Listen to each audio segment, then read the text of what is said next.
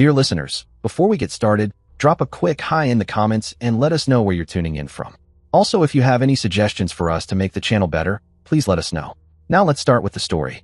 I'm Emmett. I'm 28, male, landscaping company owner, based right here in Texas.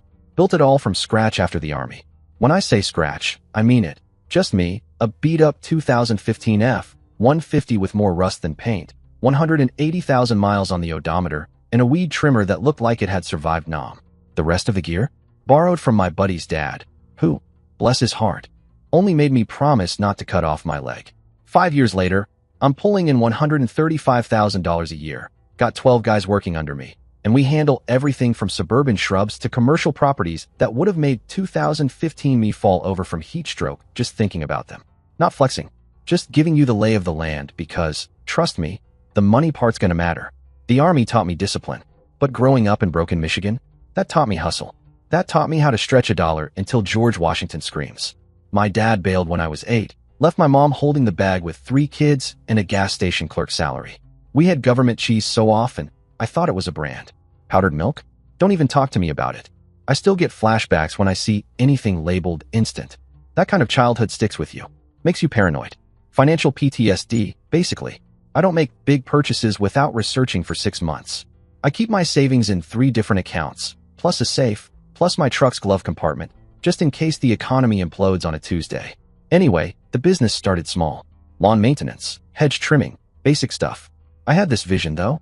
I didn't want to just mow grass forever. I wanted to build something that lasted. And by year 3, boom, commercial contracts, apartment complexes, office parks, places with names like the Villas at Whispering Creek, where they charge $2,000 a month for a 1-bedroom and still let the bushes grow like it's Jurassic Park. But I put in work. My crew respects me because I'm the guy who'll show up at 6 a.m. with donuts and still outwork everyone. I pay them on time, every time. And in Texas, that makes you a damn legend. Then came Alice. 26, smart, sharp, sarcastic as hell. Met her at a barbecue 3 years ago. I'd only gone for the free beer and maybe to poach a few clients. But there she was, bossing her little brother around and carrying a tray of carnitas like she owned the place. Turns out, she was helping her parents cater the event, Emilio and Angela. These people are the real deal. Immigrants from Mexico. Showed up with nothing, built an empire. They've got 3 restaurants in Dallas now, 3 packed restaurants, every night of the week. Like, line out, the door, at 4:30 packed. And they did it all without TikTok influencers or overpriced branding agencies. Emilio treated me like family from the jump. No questions, no side-eye. Just walked up, shook my hand, and said, "You're the guy who's going to marry my daughter." I laughed. He didn't. That man introduces me to every breathing human as mi futuro yerno. And every time, I'm like, "Sir, I'm just here for a brisket taco." Angela? Even worse. That woman was planning our wedding before we'd even gone on our first real date. She had Pinterest boards, okay? Multiple. She's scrolling through her phone showing me centerpieces and color schemes like we'd been engaged for 6 years.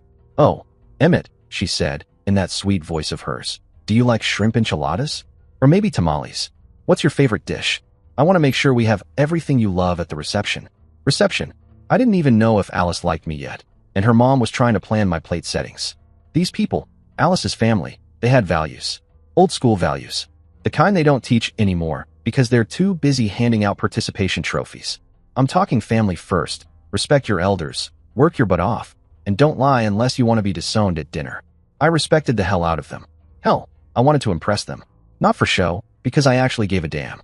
First time I met Emilio, I thought I was applying for a job at the Pentagon. Man grilled me harder than a burnt brisket. "So what do you do?" "I own a landscaping company." "Oh yeah? How much do you make?" "Excuse me. Answer the question, Mijo." He didn't even blink. The man asked to see my bank statements like he was the IRS, and I was hiding gold bars in my sock drawer. And you know what? I respected it. That's a man protecting his family. That's a father doing his job. So I said screw it, and showed him my business financials right there on my phone. QuickBooks reports, profit margins, contractor payments, the whole 9 yards. That's when his face changed. One eyebrow went up, then the other. Like he realized I wasn't some scrub trying to freeload off his daughter. I wasn't looking for a handout. I was building, just like he had. After that, he slapped me on the back and said, "Bueno, you're not useless." Which, for Emilio, was basically a love letter. Alice. She had that same backbone. She worked the books at the family restaurant, could balance a spreadsheet faster than I could trim a hedge. Didn't party, didn't waste money, didn't try to turn her life into a reality show. She was grounded, solid. We clicked because we both knew what it meant to start from zero. No silver spoon, no family trust fund, just pure sweat and stubbornness. Sometimes she'd show up on job sites with lunch, not just for me, but for the whole crew. And she remembered everyone's names. Hey Ramon, no onions, right? Marco, I brought your favorite chips. My guys practically worshipped her. I mean, let's be honest, if you feed a landscaping crew and learn their names, you could probably run for mayor. But the thing that got me? The way she handled me. Look, I'm not exactly a romance novel. I've got rough edges. I still sleep light like I'm waiting for a mortar round. I say what I mean, and sometimes it's not wrapped in a bow. But she never made me feel like that wasn't enough. When I showed up at her parents' restaurant looking like I lost a fight with a mud pit, she didn't flinch. Just handed me a clean shirt from behind the counter and kissed me like I was wearing Armani. So yeah, I was all in. 7 months ago, I proposed. Took her to the lake where we had our first real date, got down on one knee, and had my crew park their trucks on the hill spelling out, "Marry me," with hazard lights blinking like it was a damn country music video. She cried, said yes, posted it everywhere. Her mom printed the pictures and stuck them on the walls of the restaurant like it was a campaign headquarters. Her parents threw us an engagement party that might as well have been a wedding. DJ, mariachis, prime rib, 12 cakes. I think there were fireworks? It's all a blur. I was too busy trying not to pass out from heat stroke in my button down. But here's the thing about building something from scratch. You learn to plan ahead. And you learn to keep things close to the vest. While Alice was knee-deep in Pinterest boards and centerpiece drama, I was working on the ultimate surprise. 8 months before everything went sideways, I bought a house. Not a starter home. Not a fixer-upper. I'm talking the house. 4 bedrooms, 3 full baths, 2-car garage, pool out back, covered patio for barbecues, the whole suburban fantasy straight out of a Home Depot commercial. 2,800 square feet in a neighborhood where the average income wears golf shirts on weekdays and has 3 golden retrievers. Paid $340,000 cash. Because I don't trust banks. I'd been saving every damn penny since the day I got out of the army.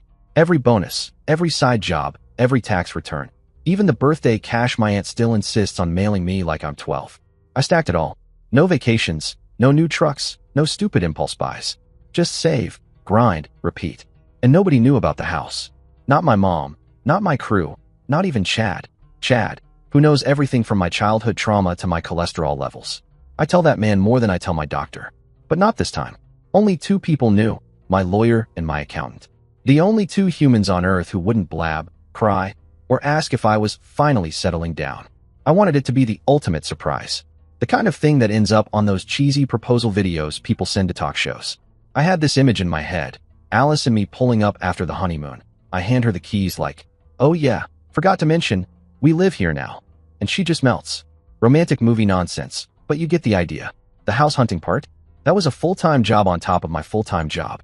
I'd tell Alice I was working late, which wasn't a lie, technically, and then spend hours driving around neighborhoods with more HOA rules than sense. I went through listings like a man possessed. If I saw one more open concept layout with shag carpet, I was gonna snap. Found the place through this realtor who specialized in cash buyers. You know, the kind who don't ask questions like, "Do you have pre-approval?" Or "Have you considered financing?" No, ma'am. Just give me the keys and get out of the way. Previous owners had already packed up and moved to Arizona or Idaho or one of those states where people pretend they're excited about desert landscaping. So I had the place to myself immediately. The bones were solid. Brick exterior, no foundation drama, decent roof. But the inside? Yeah, it needed some serious emidification. I started with the master bathroom because I already knew that was Alice's happy place. The woman had Pinterest boards titled "Dream Bathroom Vibes" and "Tubs I'll Cry in Someday." She'd flash me pictures at random times. Like, I'd be elbow deep in a lawnmower carburetor, and she'd be like, "Babe, look at this tile." So I remembered. White subway tile with dark grout. Done. Freestanding tub so big it looked like it came with oars. You bet. Walk-in shower with a rainfall head, because apparently showers now need to simulate weather. Double vanity with Edison bulbs that made me feel like I was shaving in a Thomas Edison fever dream. It was perfect. Then came the master bedroom. I ripped out that crusty old carpet like it had personally offended me. Put in hardwood floors, real ones, not that peel and stick garbage. I painted every room in shades she'd casually mentioned over the years. "Oh, I love sage green," she said one time while watching HGTV. Bam, guest room, sage green. Ooh, that navy is pretty. Cool, office, navy blue. I was basically decoding her color preferences like I was cracking the Enigma machine. But the kitchen, that was my masterpiece. I went full Gordon Ramsay meets Chip Gaines. Quartz countertops, stainless steel appliances, that massive island she kept dreaming out loud about whenever we walked through Home Depot. I even put in one of those touchless faucets, which, I'll be honest, I still don't fully trust. But she loved the idea, so in it went. My crew thought I was losing it. We'd finish a 12-hour day in 100-degree heat, and there I was, loading up more tools like I was heading off to dig for buried treasure. Alan, my foreman, gave me that squinted look like he was trying to read my mind. "Where you going, boss?" "Working on a project," I'd say. He'd blink. "At 8 p.m.? "Yep." "Is it your project?" "Could be." Then there's Jimmy, my crew chief, built like a linebacker and nosier than my Aunt Carol at a church potluck. He finally cornered me by the truck one evening, arms crossed, dust still on his boots. "Boss," he said, "you've been leaving early, showing up late, and lifting drywall like you're hiding something. You're working harder than a man with 2 mortgages. What's going on?" I'd just smile and change the subject. Jimmy started cracking jokes, of course. That's his love language. He figured I either had a side business flipping houses or was secretly $40,000 deep in a blackjack addiction. "You laundering money, boss?" he said one day, wiping sweat off his face with a rag that used to be a shirt. "Or you just building a bat cave under your girlfriend's nose?" "Yep," I told him, "secret fight club in the garage. You're not invited." Honestly, maybe I was going overboard. The pool area alone looked like a resort brochure by the time I was done. Had it resurfaced with some fancy textured coating I couldn't even pronounce. Installed LED lighting that changed colors like it was trying to seduce someone. Then I built a custom pergola out of cedar, because Alice once said pergolas were so romantic while watching HGTV. And this is the kicker, I got a hot tub. Why? Because 6 months earlier, she casually said at dinner, "You know what I've never tried? A hot tub." That's all it took. I was at Lowe's the next morning like some kind of spa-obsessed lunatic, trying to decide between relaxation jet mode and hydrotherapy deluxe. I had this whole Norman Rockwell fantasy in my head. Sunday barbecues, her parents coming over, Angela bringing trays of tamales, Emilio standing by the grill criticizing my meat temperature. Maybe even some little dirt-covered kids running around in a few years. You know, the whole American dream. With a side of carne asada. I even put in a full security system, cameras, motion lights, the works. Not because I'm paranoid, but because I was thinking about our future family. Keeping them safe. Making sure if someone tried anything funny, I'd have them on video from 7 angles in 4K. The garage got a full-blown renovation too. Epoxy floors, wall-mounted tool racks, built-in storage, even a mini fridge. I wanted the place to feel like a home, not just a house. And by the time we were 3 weeks out from the wedding, I was down to the finishing touches, guest bedrooms, throw pillows, that kind of nonsense. The house was ready. All I had to do was get through the wedding, take her on our Cancun honeymoon, and then, boom, hand her the keys to the dream. I had this whole scene in my head, driving her down the cul-de-sac, her half asleep in the passenger seat, and then me pulling into the driveway like, "Surprise, honey. This is us now." Yeah, the irony's so thick you could butter toast with it. Because exactly 3 weeks before my world flipped inside out like a cheap lawn chair, Alice came home bouncing like she'd just won the lottery. "Babe," she said, phone in hand, face lit up like Christmas morning. "You won't believe what Stephanie planned for the bachelorette party. It's going to be insane. 5 days. 4 nights. Vegas. The Cosmopolitan. VIP. Suites. Pool parties. Restaurant reservations at places that probably charge $90 for air."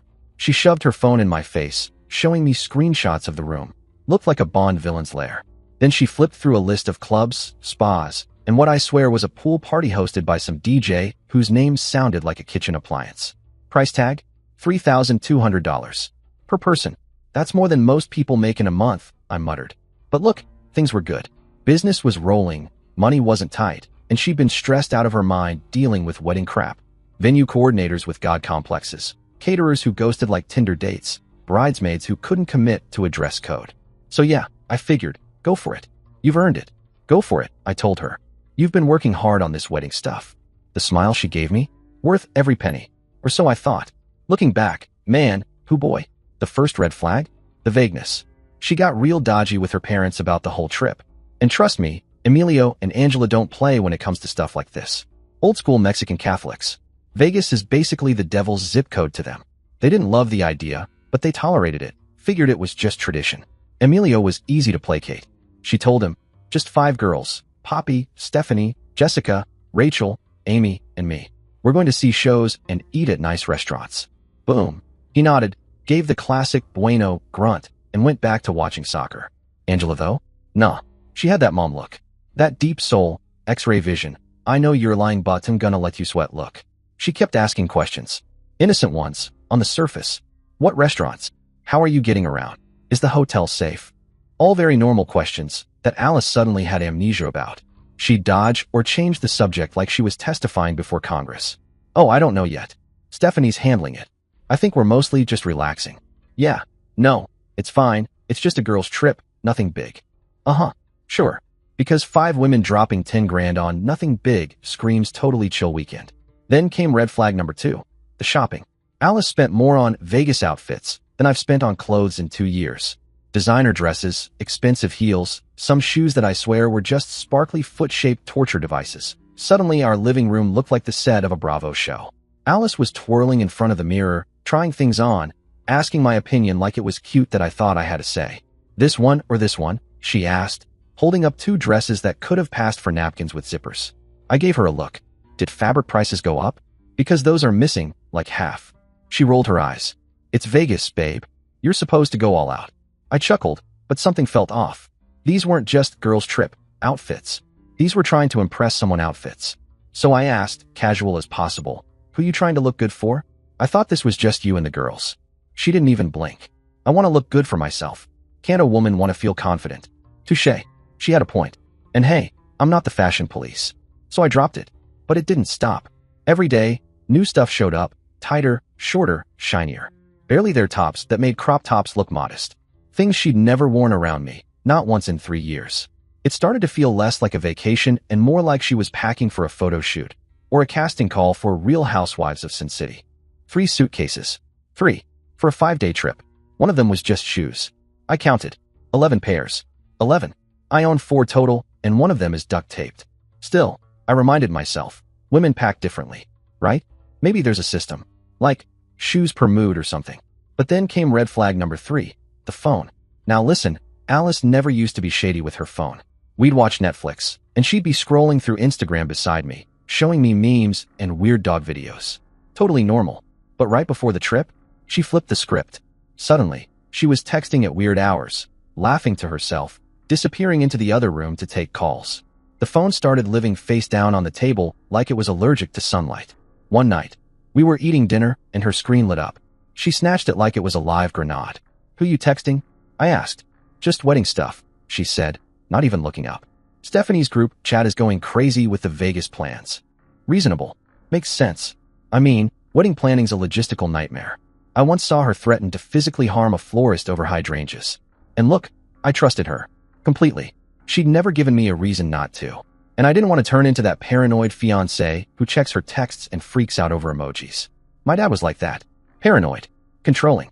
Kept my mom on a leash so tight she could barely breathe. It wrecked their marriage. I swore I'd never be that guy. So I let it go, even though every ding from her phone felt like a gut punch I didn't understand. Then came the night before her flight. She was packing like she was relocating to Vegas permanently, folding up those high-end outfits, triple-checking her cosmetics bag, lining up shoes like a Vegas-themed military inspection.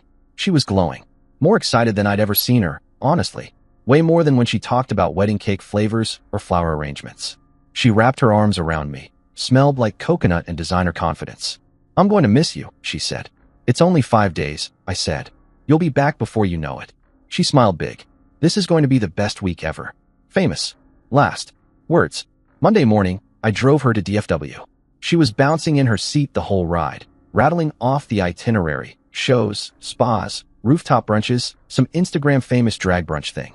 I was half asleep and just nodding. We pulled up to departures. I got out, unloaded her 3 suitcases like her personal valet, gave her a kiss, and said, "Be safe. Have fun. Love you, babe. Take lots of pictures." "I will," she said. "Love you too." And just like that, she disappeared into the terminal, rolling those bags like she was off to win a game show. I watched her until she vanished into the crowd, feeling lucky. Like really lucky. I had a woman who loved life, loved me, and was about to have a blast with her girls. Meanwhile, I was about to hand her the keys to the dream house. Life was good. For about 18 hours. Because Tuesday morning rolled in, and boom, her first post dropped. Exactly what you'd expect. 5 girls in Vegas. Pool party at the Cosmopolitan. Fancy dinner at some celebrity chef restaurant. Group photos at blackjack tables. Standard bachelorette party content. So it's Wednesday morning, and I'm out on a job site, elbow deep in PVC pipe, setting up irrigation lines for a subdivision that'll probably have HOA rules about how tall your mailbox flag can be. I'm sunburned, sweaty, and trying not to lose my mind because someone cut the wrong valve and now half the trench looks like a geyser. I'm taking a quick water break, scroll through Instagram to distract myself from the fact that I haven't eaten anything but beef jerky and Gatorade since 6 a.m. when I see Alice's story pop up. Some pool photo. Her and the girls, laughing, drinks in hand, doing that we're totally carefree and spontaneous, but also posing with perfect lighting thing. Typical Vegas stuff. Nothing scandalous. But then I froze. Just outside the frame, barely in the shot, was an arm. Not just any arm. An arm with a tattoo. Skull and roses. Black and gray ink. Kind of faded, unmistakable. And I knew that damn tattoo. I'd seen it before. Up close. Too close. That arm belonged to Arthur Brown, Alice's ex from college. Human dumpster fire. The guy who made Red Flag seem like a lifestyle choice. Covered in ink. Worked construction when he felt like it. Usually didn't. The same guy who used to disappear for days and somehow always came back with a new business idea and a black eye. Her parents hated him. Emilio once called him that greasy bastard while carving a turkey. And Emilio loves turkey. Arthur was the guy who cheated on Alice, ghosted her for a weekend music festival, and somehow still had the nerve to text her "you up?" 3 months later. And now here he was, possibly at the same pool, in the same city, during her bachelorette weekend. My blood pressure spiked so fast I swear I could hear it in my ears. I opened Instagram faster than I've ever done anything in my life, typed in Arthur Brown, and, of course, his profile was public. Classic Arthur move. He probably thinks private accounts are for people with something to hide, which is ironic considering his entire life is a game of emotional hide-and-seek. Right at the top of his story, a selfie, standing in front of the Bellagio fountains. Lights flashing, water shooting, Arthur grinning like he just won custody of a bad decision. Posted Tuesday night. Same city, same time frame as Alice's posts. Could be a coincidence, right? Vegas is big. Lots of people visit. Sure. Just happens to be in the exact same places, at the exact same time, with the same tattooed arm in her story. Yeah, and I'm the Queen of England. I needed backup. I called Chad, my ride or die since basic training. The guy who once tackled a drunk guy for trying to steal my ribs at a cookout. Dude, I said, I need you to look at something I'm gonna send. There was silence. Then, his voice, low and cautious. Isn't that Alice's ex? Yep. Wait, why the hell is Alice tagged in his posts? Dude, he didn't even need to ask. He was already deep diving like a social media detective with a grudge. Within minutes, Chad found the same Arthur post I did, plus a few I'd missed. He's at the same casino, bro. Same pool. Same damn restaurant. Look at the damn chairs. This doesn't look good, man, Chad added, and that's when my stomach dropped. Like I'd been punched by a ghost. So I did the only rational thing. I went full FBI. Screenshot everything, Chad said. Before people start deleting stuff. Smart advice. The kind of advice you don't appreciate until you realize you're possibly being lied to with filters. So I spent the next hour documenting like I was prepping for trial. Screenshots of Arthur's posts. Alice's stories. Side-by-sides. Timestamps. Locations. I created a whole folder on my phone labeled Vegasgate.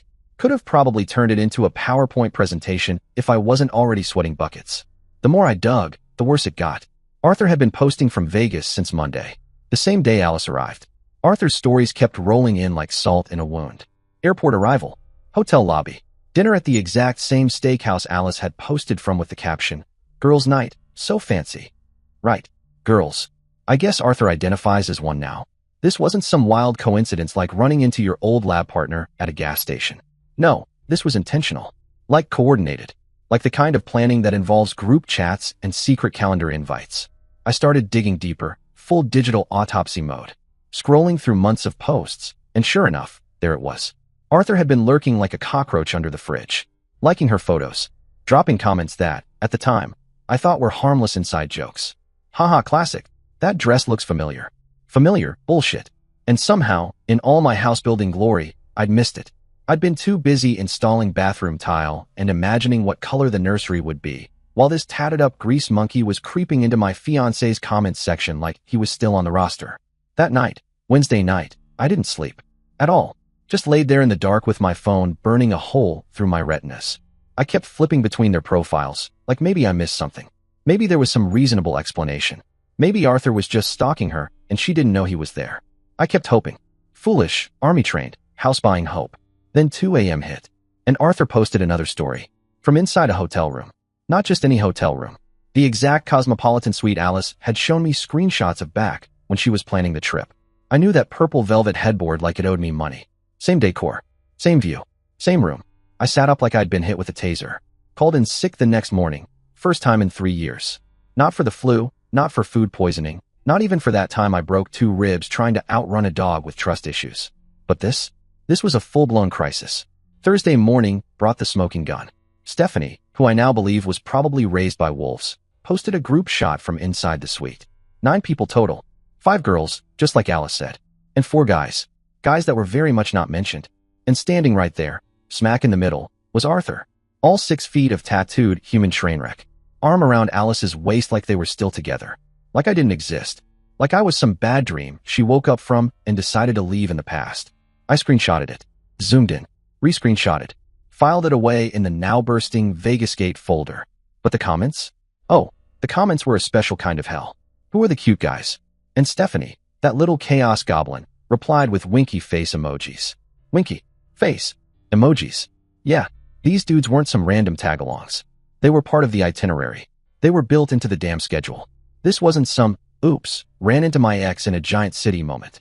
This was, we planned a co-ed bachelorette trip and lied to everyone about it energy. I called my crew lead and told him to handle the job site. Everything okay, boss? Yeah, I said. Just figuring out if my life's been a lie. You know, the usual. Then I went full forensic analyst. I started making phone calls. First, the hotel. Hey, yeah, I'm trying to reach my buddy Arthur Brown. I think I left something in his room. Can you connect me? The front desk girl said. Sure. One moment. A pause. Then, he's listed in the Cosmopolitan Suite, part of the Alice Hernandez reservation. And just like that, my stomach hit my boots. Next, I called the restaurants they'd been bragging about online. All the fancy rooftop, truffle-sprinkled nonsense they couldn't stop photographing. Hi, I'm confirming a reservation for Arthur Brown. I think he was part of a big party this week. Oh yes, the hostess chirped. 9 people, 3 nights in a row. Same group. They were quite lively. Lively. Great. By Friday morning, I didn't even have a heart anymore. Just caffeine and contempt. That's when Alice posted a photo that might as well have been a dagger dipped in sarcasm. Breakfast. Just her and Arthur. No girls. No group. Just the 2 of them sitting at some overpriced restaurant that probably serves avocado toast on stone slabs. Her caption? Perfect morning with perfect company. Perfect. Company. Heart emoji. While I was back home, busting my butt to build our future, my fiancé was in Vegas having solo breakfast dates with her ex and calling him perfect company. I stared at that post like it might rearrange itself and say something else. Something innocent. But it didn't. So that night, while Alice kept posting more lies about her girls-only getaway, I was sitting at my kitchen table, composing the most important email of my life. Because Emilio and Angela, they deserved to know what their daughter was really doing. I organized everything like I was prepping for court, because at that point, it kind of felt like I was. Screenshots of Arthur at the casino tables, pool parties, the rooftop bars they swore were just for the girls. Timestamped. Geotagged. Basically, a Vegas scrapbook nobody wanted. The email was respectful. Direct. No angry ranting. No cursing. Just the cold, ugly truth gift-wrapped in JPEG attachments. Subject. About Alice's trip. Emilio and Angela. I hope you're both doing well. I wanted to share something with you about Alice's bachelorette trip. She told all of us, including you, that it was girls only. But her ex-boyfriend Arthur has been there the entire time. I've attached screenshots that show them together throughout the trip, at the pool, restaurants, hotel suite, even alone at breakfast. I want you to know that I'm ending our engagement immediately. I can't marry someone who lies to me like this. I hope you understand why I had to tell you. I signed off. Hit send at exactly 11:47 p.m. 5 minutes later, my phone lit up. Emilio. Man didn't even hesitate. Picked up on the first ring. Emmett, mijo, I am so sorry.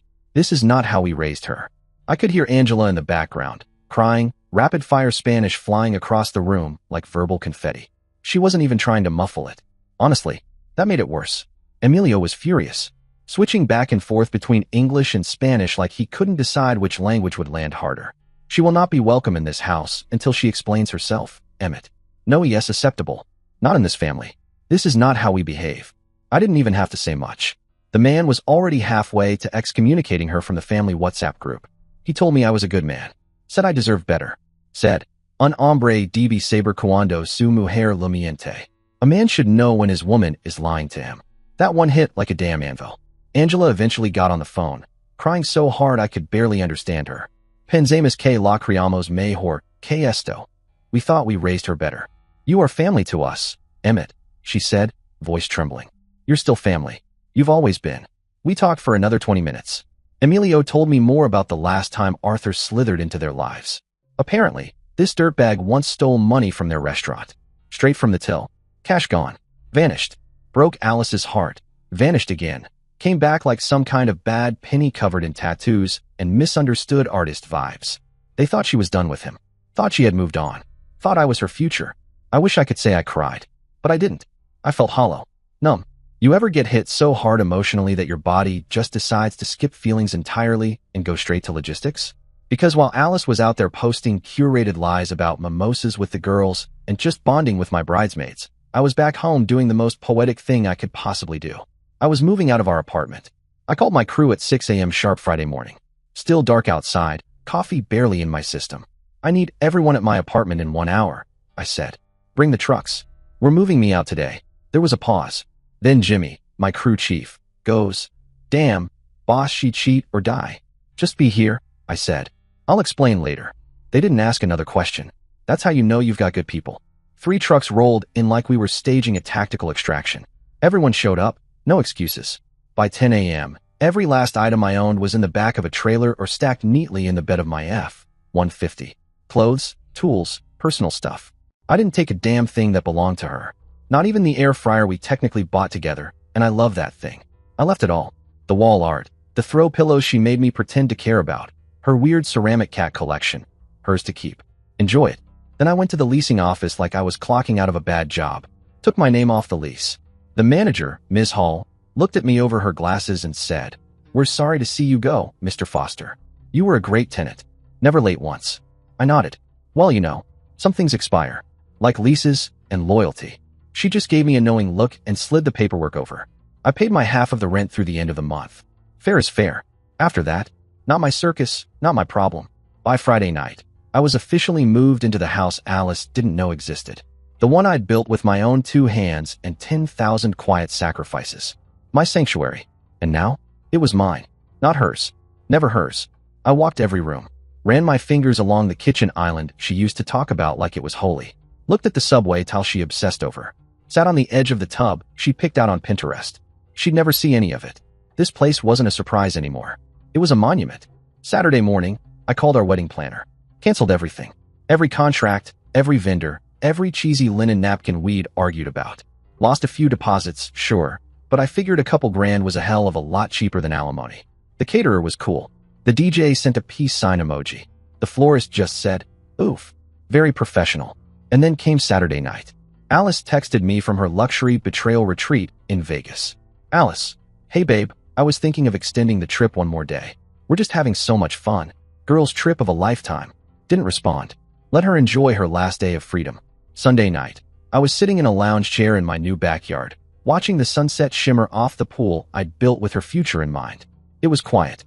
No more buzzing texts. No more fake smiles. Just peaceful, judgment-free air. And then, 11:33 p.m. My phone lit up. Alice. Emmett. Oh my God. Where are you? Your stuff is gone. Did we get robbed? What happened? Her voice was full on panic. Like someone had just told her brunch was canceled. You could almost hear her spinning in place, trying to process the echo inside our now empty apartment. I hit her back with a calm, surgical reply. Check your DMs. I sent you something. While she was poolside sipping Betrayal, I had sent her the full Vegas Gate file. Screenshots, timestamps, Arthur's public thirst traps, Stephanie's winky face betrayal, every single piece of evidence. Radio silence. Then, wait. Emmett, I can explain. Classic. I already sent the same thing to your parents. And that's when it hit her. Right in the face. You did what? Emmett, please tell me you didn't. That's a misunderstanding. Arthur he just showed up. Oh, we're in improv mode now. I understand perfectly. You spent your girl's trip with Mr. Inked Butt Cheeks. Dead silence. Then, like a soap opera switch flipped, she muttered something in Spanish I didn't catch. Probably a prayer. Or a curse. Hard to tell. Finally, she snapped. I can't believe you did this. You ruined my life. My parents won't even talk to me. She was hyperventilating now, flipping between English and Spanish like she was auditioning for a telenovela, screaming that I had destroyed everything, that I'd ruined her life, that she couldn't afford the apartment alone. Which, yeah, maybe should have thought about that before booking a $3,200 girls trip with your tattooed ex-boyfriend, sweetheart. And my parents kicked me out. I'm sleeping at Rachel's. Where are you, Emmett? We need to talk. Face to face. Yeah, that was a hard no. Oh, that's not happening, I said, calm as a monk. You can't just disappear. We're engaged. We were. I canceled the wedding. And that's when she completely came unglued. Screaming, crying. At one point I think she threatened to call the police. For what? Emotional consequences? She was so loud I had to hold the phone a foot away like it was a live grenade. I let her go for a solid 2 minutes. Let her get all the dramatics out. And then I hit her with the final blow. I'll find you, Emmett. I'll find you, and we'll work this out. Good luck with that. Click. Blocked. Gone. I felt like Keanu Reeves walking away from an explosion. Except the explosion was an unhinged ex-fiancé and her very public meltdown. Then came Monday. 6 a.m. on the dot, like clockwork, but evil. My business phone started ringing. Again, and again, and again. Alice was calling from every number she could get her hands on. Burner phones? Probably. Stephanie's phone? Definitely. She even called me from a nail salon once, like I'd recognize a Fort Worth area code and think, oh hey, this might be about mulch estimates. Each voicemail was more unhinged than the last. Emmett, please, just talk to me. I can explain everything. You're being ridiculous. It was just a coincidence. Emmett, I'm pregnant. Which, spoiler alert, she wasn't. Emmett, if you don't call me back, I don't know what I'll do. I might hurt myself. Nice try. She didn't. I wasn't born yesterday, and I sure as hell wasn't falling for emotional blackmail 101. By noon, I had to shut off my business phone completely. Clients were trying to reach me and getting voicemail spammed by someone crying about betrayal and how love deserves a second chance. By Tuesday, she was showing up on job sites. Like, physically rolling up in her car, sunglasses on, parked like she was staking out a cartel drop. I'd be supervising an irrigation install and suddenly hear her voice from across the parking lot. Tell Emmett I need to talk to him. Jimmy, my crew chief, had to go full Secret Service mode. Ma'am, he's not here. I know he's here. That's his truck. I'm not stupid. Oh, but you are, if you think this is how reconciliation works. Ma'am, you need to leave. This is private property. You're disrupting our work. Then came the truck following. She literally tailed one of our trailers down the interstate, like she was in a low-budget spy movie. She was trying to track me down by using my own crew. At this point, I had to change my business phone number entirely. Let every client know. Reprint cards. Rewrap the trucks. The whole deal. A logistical nightmare because one woman couldn't handle a breakup with dignity. When she couldn't find me, she went nuclear. Fake Google reviews started popping up like dandelions after a rainstorm. One said I was a fraud. Another said I took deposits and disappeared. And then there was the piece de resistance. This man is unstable and dangerous. I was spending hours every day playing digital janitor, reporting fake reviews, cleaning up the smear campaign, and responding to wild accusations from strangers who had apparently decided I was some backwoods dictator with control issues and a secret second family.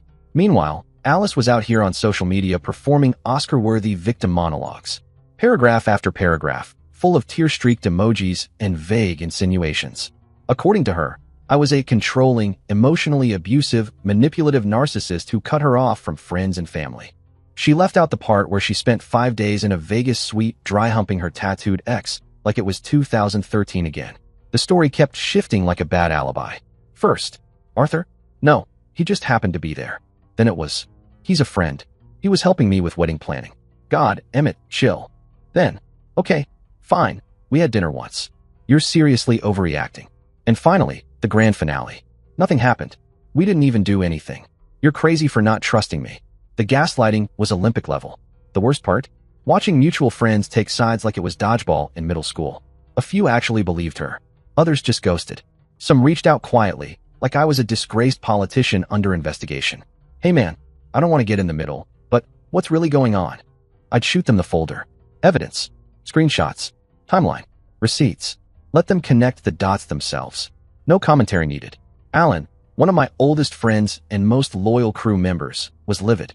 This chick is trying to destroy your business because she got caught with her hand in the inked cookie jar. We gotta do something. I shrugged. Like what, bro? Egg her dad's restaurant. I don't know, man. We can't just let her run wild with this mess. Nah, I said. Let her keep talking. Truth has a funny way of getting louder when the lies burn out. Fast forward to Wednesday. I'm in the garage wiring new lighting, minding my own business, when my Ring doorbell app pings. I swipe it open. Blonde chick on my porch. Designer clothes. Hair done up like she's walking a red carpet instead of standing in 100-degree Texas heat. Looks like she's casing the joint. It takes me a second, then it clicks. Analia, one of Alice's bridesmaids. The one who always gave off, "I'm rich and have opinions" vibes. The one who treated my $340,000 house like a fixer-upper because it didn't have marble countertops. What in God's overpriced skincare routine was she doing at my house? She starts pounding on the door like it owes her money. "Emmett, I know you're in there. Open this door right now." I hit the intercom button, already grinning. This was about to be fun. "Can I help you? You need to stop being a baby and fix this situation with Alice." "Oh, we're starting spicy. I'm sorry. Who is this?" "It's Analia, Alice's friend. You're ruining her life over nothing." "Okay, showtime." "Oh, you're the Analia, the trust fund girl who's never worked a day in her life. What brings you to my humble abode?" "I worked at Nordstrom for 3 months. She actually said that like it was a Purple Heart. She's getting all huffy now, shifting her weight like she's prepping for a TED Talk. "Look, Emmett, Alice made a tiny mistake, and you're being dramatic about it." "Tiny mistake?" I almost choked. "Tiny mistake? She spent 5 days lying to everyone about her ex-boyfriend being in Vegas. It's not that big a deal," Analia says, flipping her hair like she's on some courtroom drama reboot. "So what if Arthur was there? They're just friends." I blinked at the camera feed. Was this real life? "Are you seriously this stupid?" I said. "Or do you have to practice?" She gasped like I'd slapped her with a rolled-up lease agreement. "Excuse me." "You heard me," I said deadpan. "You flew all the way to Texas to defend someone who lied to her fiancé and her family. That's your idea of friendship?" Her face turned crimson. She was pacing now, up and down my porch like a Pomeranian that smelled barbecue. "You men are all the same," she snapped. "You can't handle women having male friends. Male friends don't sleep in your hotel suite, genius. They didn't sleep together. And you know that how? Telepathy? You were too busy getting wasted at blackjack tables with your camera stuck on selfie mode." "I was not wasted. Instagram says otherwise," I replied, leaning on the counter with my coffee like I was watching daytime television. 12 boomerangs of you holding a 64-ounce margarita in a hot tub with no water? Not exactly a case for the Vatican. That set her off. She stormed back to the camera, pointing like she was in an 80s aerobics video. "You think you're so smart. You think you're better than everyone." I smiled. "I don't think I'm better than everyone. Just better than a cheating ex-fiancé and her Dollar Tree defense attorney." "Alice deserves better than you anyway," she screamed. "You're just a landscaper. A landscaper who owns his own house while your bestie lives in a studio with no closet doors," I shot back.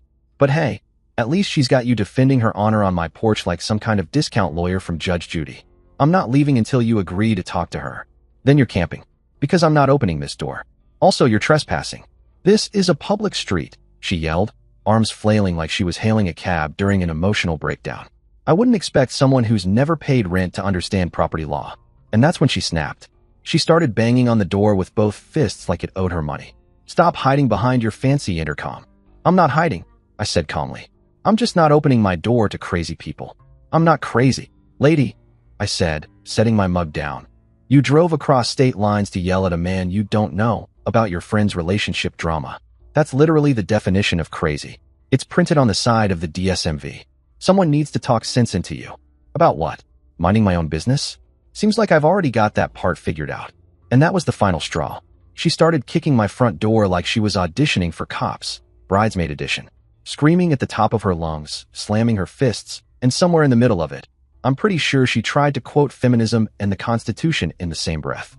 Luckily, I called 911 about 5 minutes ago. 2 more minutes of banshee shrieking, and then I saw the glorious sight, flashing red and blue lights. A patrol car rolled up and 2 officers got out, hands on their belts, clearly not in the mood for porch karaoke. Analia turned into a Hallmark movie villain instantly. "Officers, thank God you're here. This man is harassing me." I kid you not. She actually said that, with a straight face. I opened the door, cool as the other side of the pillow. "Officers, I'm the homeowner. I have the entire interaction recorded on my security system." I pointed right at the camera above the porch, then added, "She's been on my property for 20 minutes refusing to leave. Name's Analia Archambault. Don't worry, I've had practice spelling it. She's been signing it under 1-star reviews all week." From the look on her face, it finally hit her. She didn't know I owned the house. "Wait, You own this house? She blurted. I thought you were crashing at someone's place. The officer stepped in, deadpan. Ma'am, do you live here? No, but... Then you need to leave the property. But he's being unreasonable about his girlfriend. The cop blinked. Ma'am, that's not our concern. You need to leave the property now. This is ridiculous. I'm trying to help my friend. And we're trying to avoid writing you a trespassing citation. She gasped like someone had just insulted her family crest. You can't be serious. I can be serious, the officer said, stepping forward. And if you don't leave voluntarily, we'll have to arrest you. That sobered her up fast. She stomped off my porch like a toddler who'd just been told Chuck E. Cheese was closed for maintenance.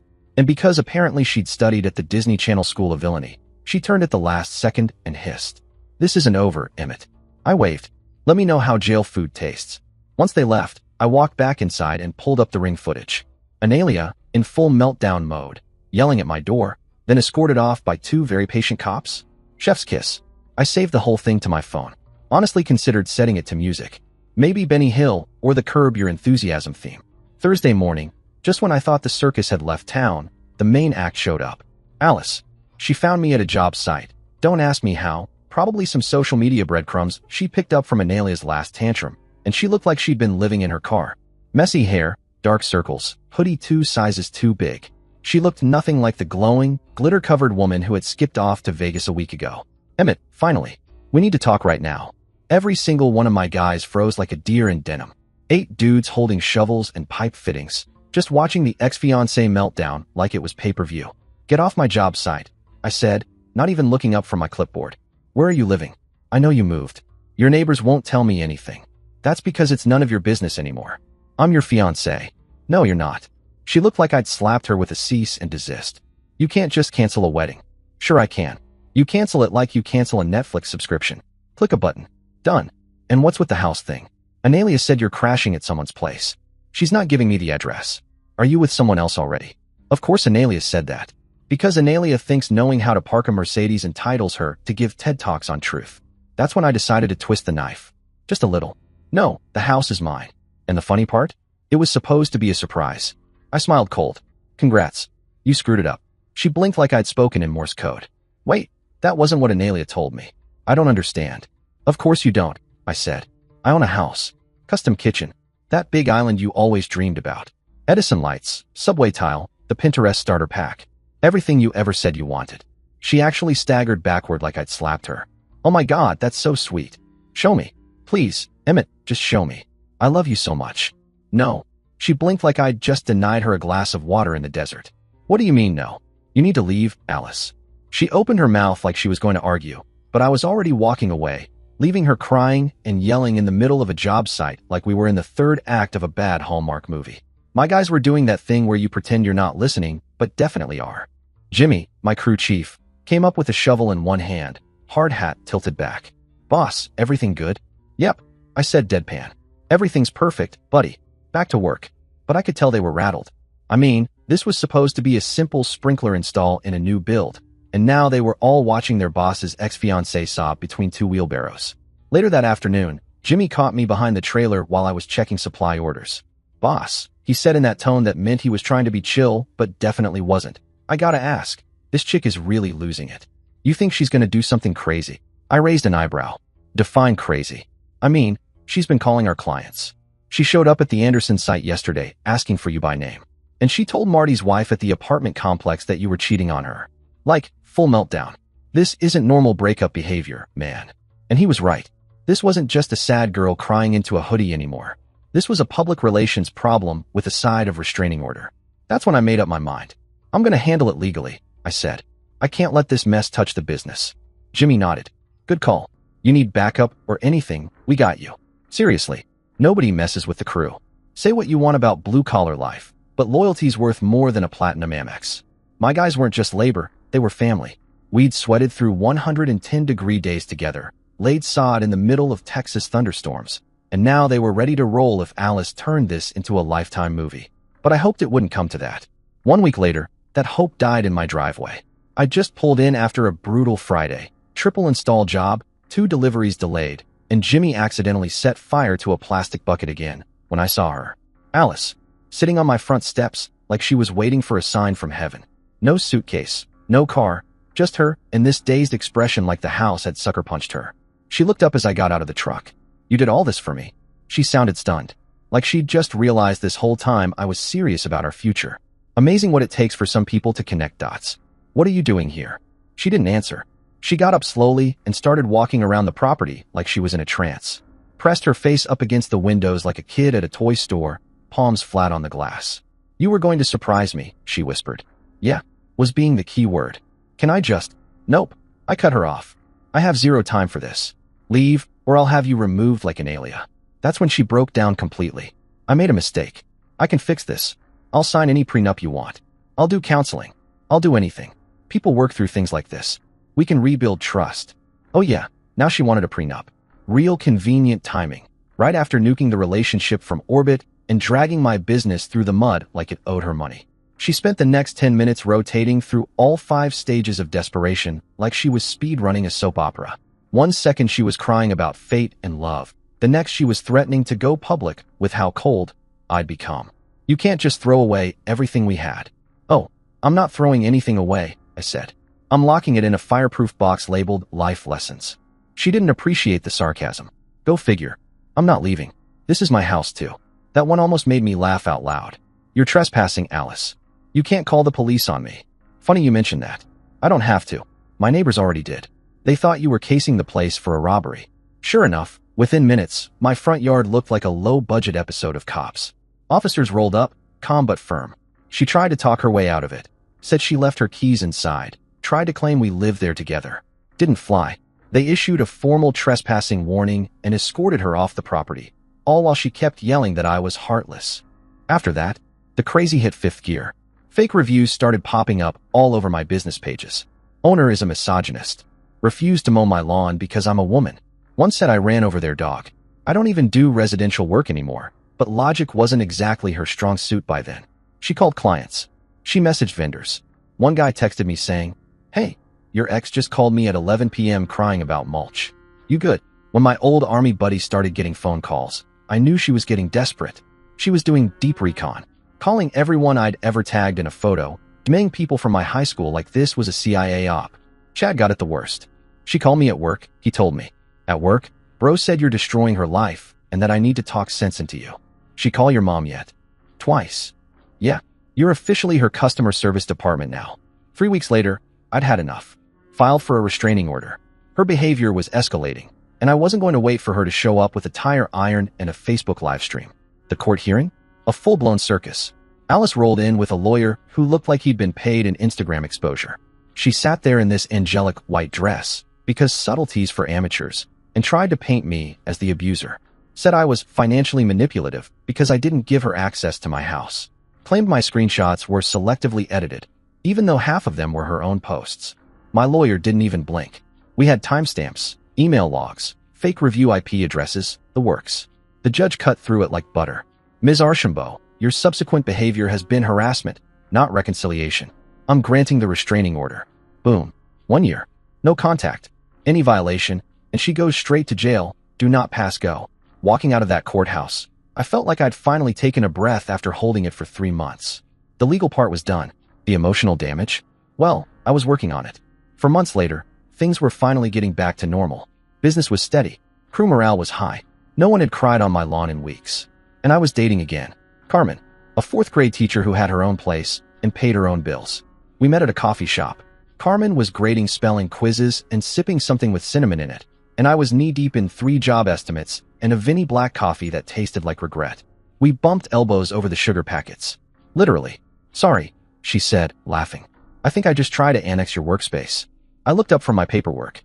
"Only if you're bringing snacks. Otherwise, this is neutral ground." She smiled, and just like that, we were talking.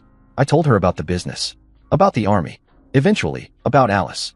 Not all at once, but enough to give context. Carmen just listened, sipping her cinnamon thing like it was tea in a Jane Austen novel. When I finally got to the part where Alice had ghosted her own engagement for a pool party with Mr. Inked Butt Cheeks, Carmen just said, "Any woman who disrespects her family while lying to her man doesn't deserve either." I stared at her for a second. "You got that stitched on a pillow somewhere?" "No, but I should." We took it slow. No drama, no love bombing, no midnight texts with vague threats. Carmen was steady. She bought her own coffee, paid her own rent, insisted on splitting dinner checks. She never once asked how much I made or what I drove.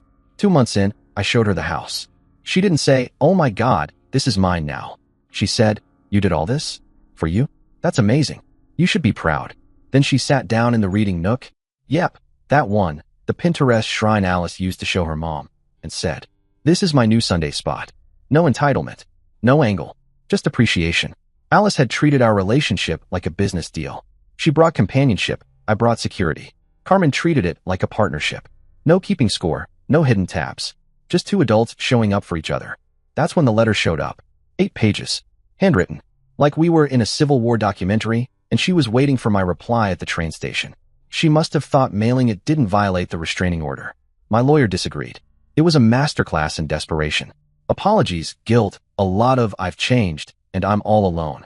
"I know I screwed up, Emmett," she wrote. "I know I hurt you. I know I disappointed my parents. I'm living in a 400 square foot apartment. I lost my job at the restaurant. My friends won't return my calls. My parents still won't speak to me. I wear the ring every day. Please, just meet me. Arthur left the day we got back from Vegas. He blocked me. I have nothing." She suggested a public place. Other people present. Swore up and down she'd respect the order if I said no. She begged. But here's the thing. Nowhere in 8 pages was there any real accountability. It was all, "I'm suffering. You have to forgive me."